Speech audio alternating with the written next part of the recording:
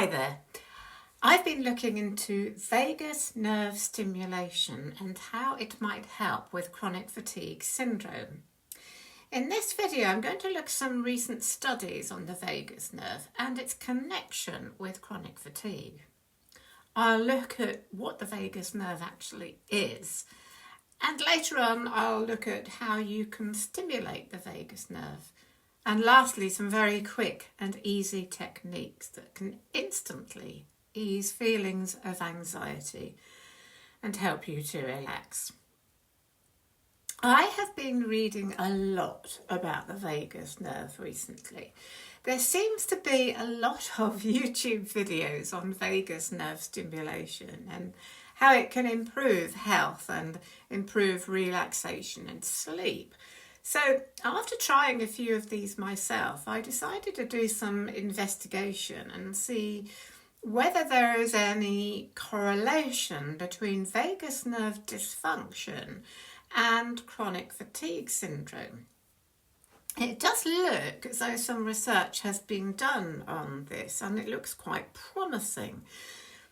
There may be other reports, and you can look these up, but one I found was from the American National Academy of Medicine, which presented evidence that an infection of the vagus nerve may be a cause in the development of chronic fatigue syndrome. And this study also reinforced a medical paper of 2013 that had suggested the same thing. I just want to quote from this article I read on the website parasim.co, which quotes these findings, and I think you'll find this very interesting. So here's the quote.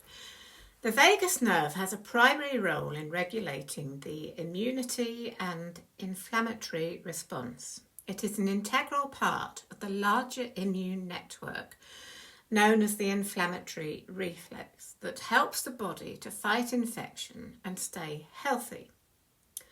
Once the immune system detects an infection, signals will be sent via the vagus nerve to the brain to elicit a proper response. Part of this natural response is the generation of fatigue, flu-like symptoms or pain to slow the body down in exchange for a good rest. Historically, these reactions have helped us to recover from the infection, but when the infective source is on or in close proximity to the vagus nerve, the neural signals are thought to be transmitted constantly. This could explain why certain people feel chronically fatigued.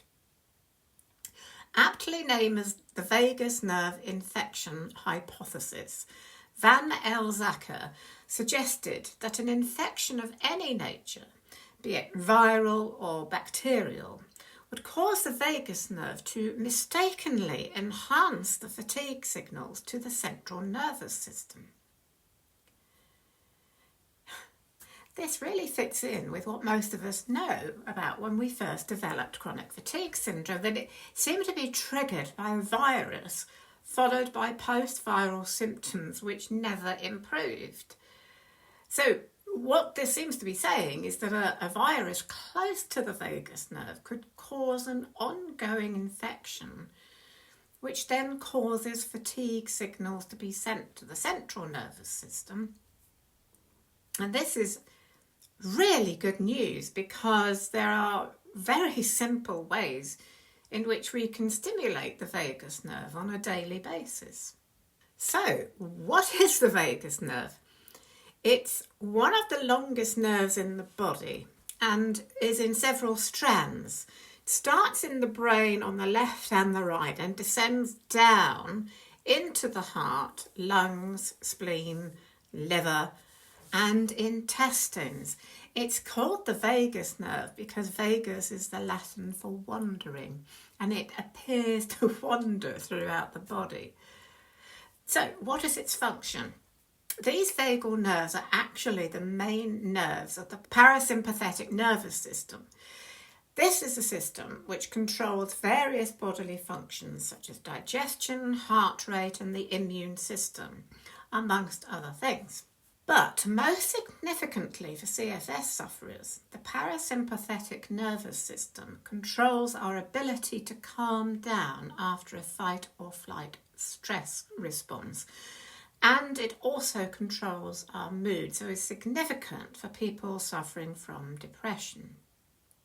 Over the past year or so, I have been looking at how fear and anxiety are not only possible long-term causes of fear, CFS and fibromyalgia, but also how they then lock us into a vicious cycle.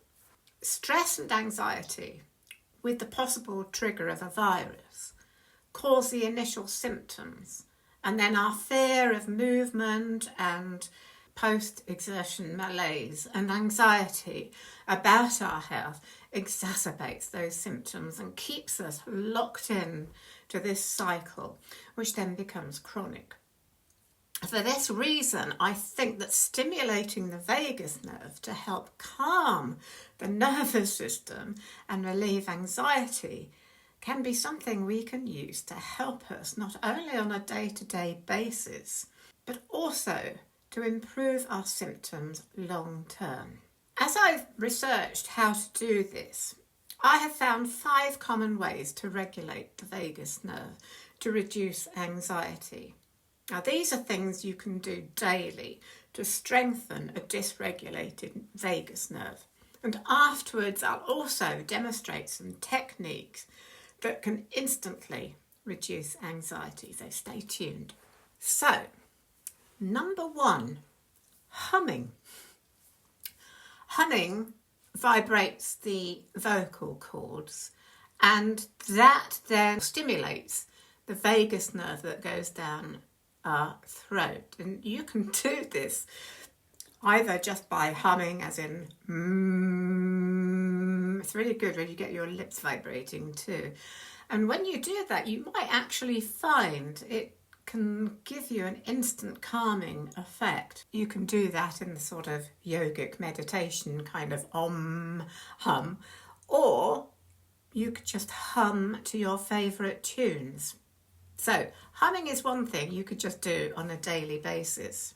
Number 2 is laughter. Laughter is another thing that helps stimulate the vagus nerve, and if we can find a way of laughing every day, there are various techniques that you can use to just set off laughter, but you could just turn on the television and stream your favourite comedian or your favourite sitcoms or films, or just speak to a friend and talk about some fun times you had in the past. Whatever makes you laugh, it's good to be doing that every day. Number 3 is to put probiotics into your diet on a regular basis. Probiotics include fermented foods such as sauerkraut, kombucha, kimchi, kefir, miso, and probiotic yogurts. Also included is cider vinegar. I take cider vinegar on a daily basis. You need to get the, if possible, organic raw cider vinegar that has on the label says with the mother. The mother is the term for the residue, which is the kind of healthy part of the cider vinegar. I take just a tablespoon in water every day. I take it to bed with me and I drink it in the night if I wake up. In fact, it's quite nice if you wake up with a dry throat or a cough. The vinegary feeling is actually very, very soothing. And then I drink the rest in the morning, and that's how I take my cider vinegar daily, and I'm sure it really helps. So make sure you're introducing probiotic foods into your diet regularly. The 4th strategy is cooling the body down. Now, I've seen suggested that people take cold showers every day. Not kind of thing that I really want to do, but another way of doing this is to just put your face into cold, ice cold water. It stimulates the vagus nerve, and it's that intake of breath too that also helps with that. And the 5th way is slow breathing, particularly a technique known as 4-7-8. So I'm just going to quickly demonstrate that. So we breathe in for a count of 4, hold for 7,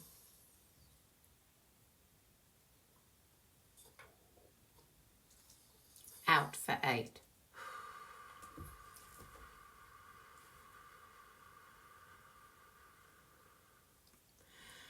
And then do several rounds of that. You'll find your body really calming down with that. But if you do that on a daily basis for about 5 rounds, that can help with a daily ongoing feeling of relaxation.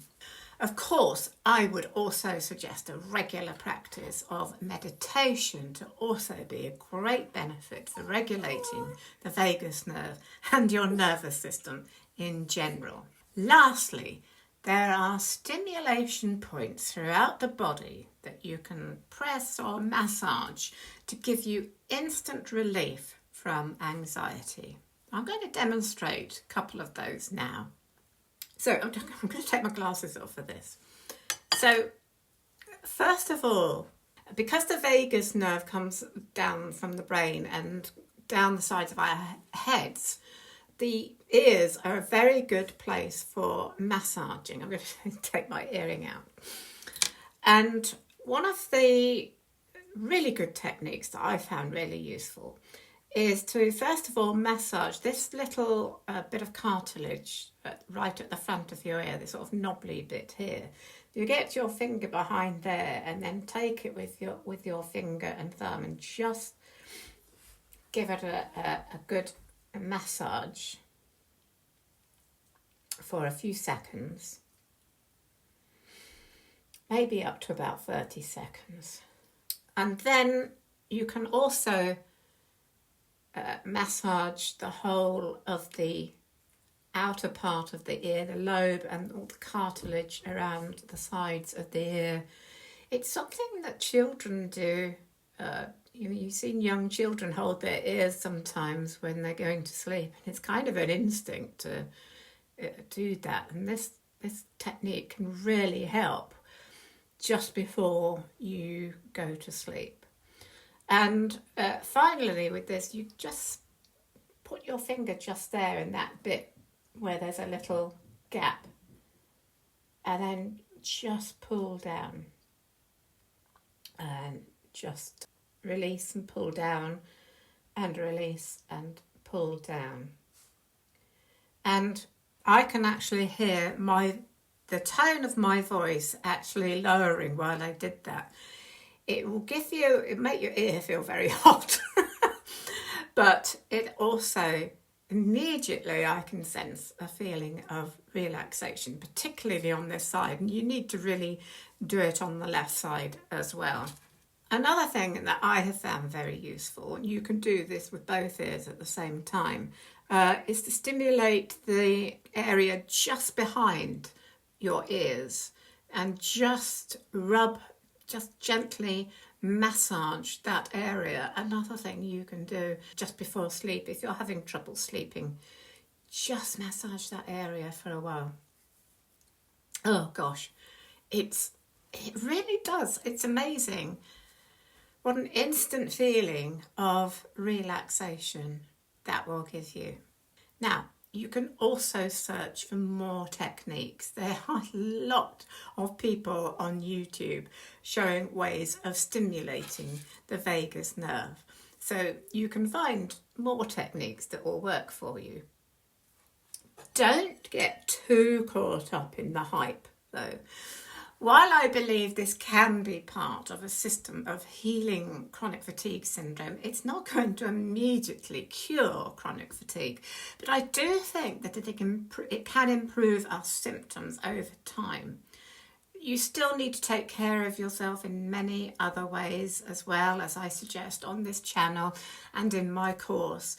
Now, I'm not a medical expert, of course, so I would suggest that you search for science-backed articles so that you can read up about the vagus nerve and the parasympathetic nervous system for yourself. so you can feel better informed about the connection between the vagus nerve and chronic fatigue syndrome. So that's it for now. I hope you found these exercises useful. Do let me know what you think. If you have any other information that you know of about the vagus nerve and its connection with chronic fatigue, I'd be happy to hear in the comments. And do let me know if you have any other techniques that you find particularly useful for relieving stress, anxiety, etc. Don't forget to subscribe, please, for more information and advice on recovery from chronic fatigue syndrome, and I will see you again very soon. Thanks for watching, take care, and bye for now.